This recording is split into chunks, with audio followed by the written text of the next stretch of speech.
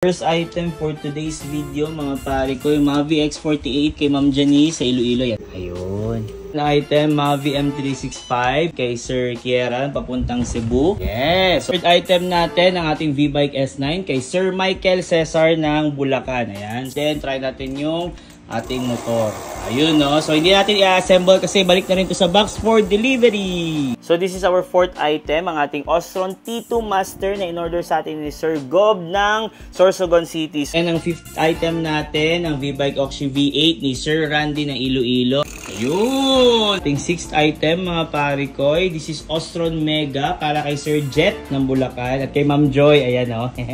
Pinalagyan na nila ng acrylic footboard na Venom mismo. And ito naman na itsura ng ating Mavi Stroll X3 pag nasa box. So, 7th item natin kay Sir Jimmy ng Caloocan. Parating ng iyong Mavi Stroll X3.